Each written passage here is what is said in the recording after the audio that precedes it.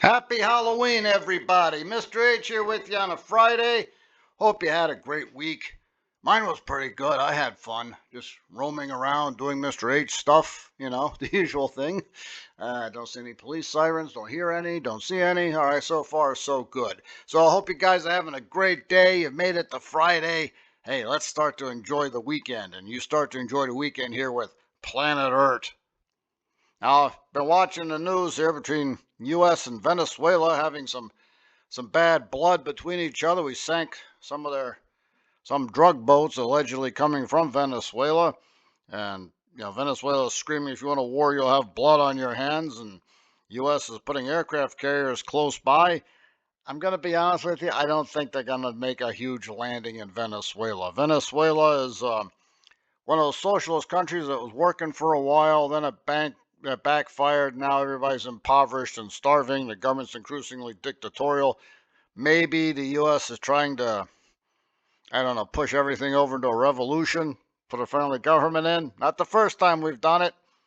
I guess we'll see how that's going to turn out. But, I noticed something when I was watching the news here. They kept talking about where U.S. aircraft carriers were in relation to Venezuela. Okay, here's Venezuela right here. All right, you see us down there in the bottom of the map here? Yeah, way down here is Florida right there. Yeah, Cuba, Haiti. Down here is Venezuela. All right, so not terribly strategic position, but a lot of trade coming through these leeward islands over here. Colombia doesn't like Venezuela very much, so if there's ever any kind of actual war, we can count on their help. So, but I don't think that's going to happen. So I think they're trying to push the Maduro government over the edge. Guess we'll see if it works or not. But like I said, they're talking about aircraft carriers. Here's the USS Gerald Ford, one of the most modern ones we have. Very powerful ship. You can see all the airplanes on it. The power of an aircraft carrier is it can get in close, launch airplanes, do all kinds of damage. Planes come back. It's got an airfield that moves around. Plus, carrier strike groups dedicated to protecting the aircraft carrier. Got some destroyers, a couple cruisers. There's some submarines there you can't see, which is kind of the point of a submarine. You can't see it. So it's not really easy to, get in at an aircraft carrier. Now, the aircraft carrier is the measure of naval strength in today's world. Now, I was thinking about that. I said, is it really? Is it really the weapon of the future or even the present? I'll tell you what I'm talking about. Alrighty.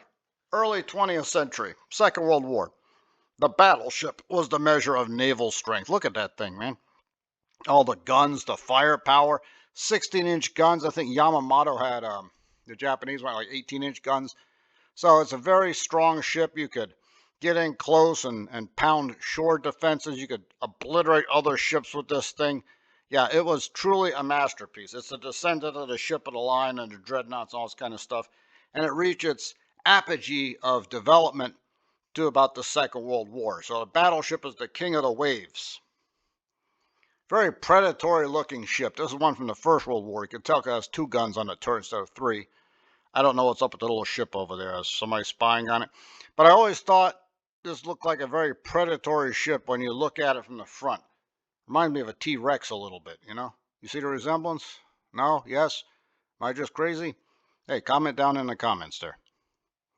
But the thing that made a battleship so dangerous, it wasn't just the size or the firepower. It's the way it's constructed. This thing has 3 belts of armor around it. So not only does it have tremendous firepower, it expects to get hit by another battleship. And that's what they did prior to the Second World War. They would line up and just blast away at each other until somebody sunk. And it's going to take a while because something like this is not easy to sink. But then when the Second World War came around in the Pacific, and we have the aircraft carrier, and the aircraft carrier can launch airplanes and hit this battleship, and you'll never see the other ship. You can hit it 200-300 miles away and sink it. Saw the Battle of Coral Sea and, of course, Midway. So the battleship no longer king of the waves. It was the aircraft carrier. The aircraft carrier, the wave of the future. Now we're sitting here in the future, and is the aircraft carrier still king of the waves? It's very powerful, just like the battleship. Can't deny it. But I was thinking, maybe the submarine is not only the weapon of the future, it might be the weapon of the present. This is an Ohio-class submarine.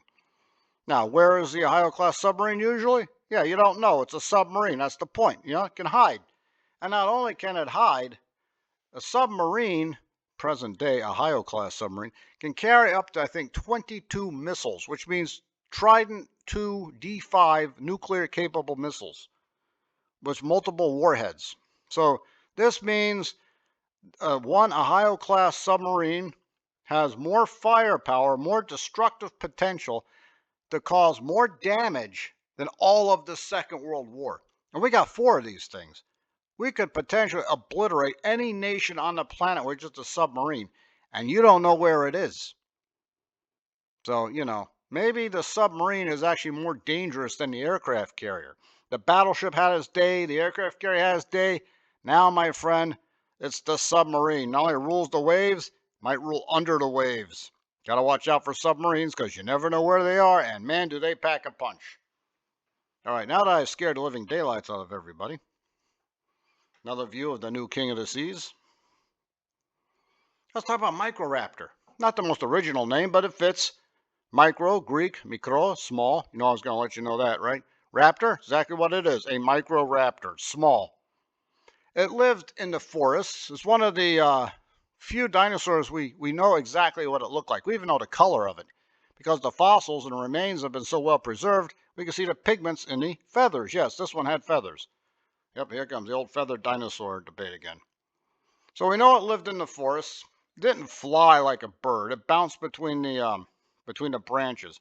So you can see it eats lizards, you know, probably bugs, very small animals, maybe some of the, you know, mammal ancestors would go after. And you can tell that it's usually black or midnight blue. That's because it could blend in with the shadows. Might even been a night hunter. Not totally sure on that.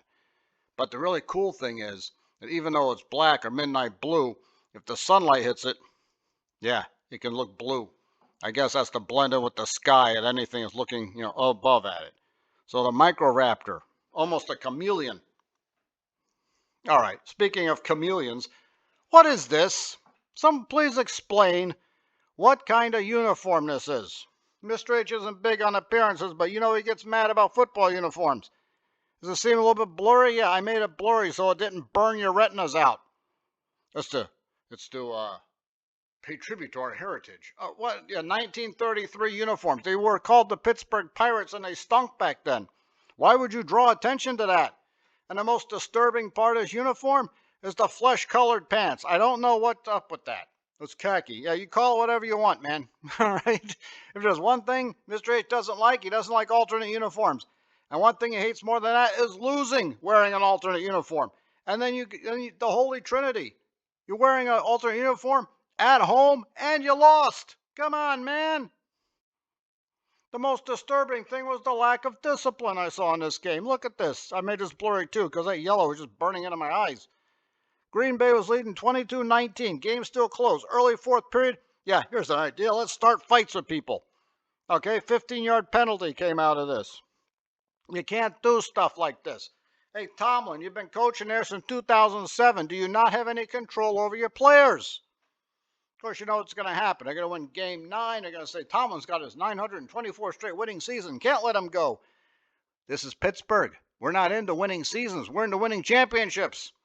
Come on, man. Get it together. Still time. 4-3, but you got to, you got to work on this. All right? You can't have this, especially at home. Yeah, 35-25. But they were really trying to get on my nerves. Thursday night games, which I don't like. Oh, it's Sunday night, so okay, I'll give you that one.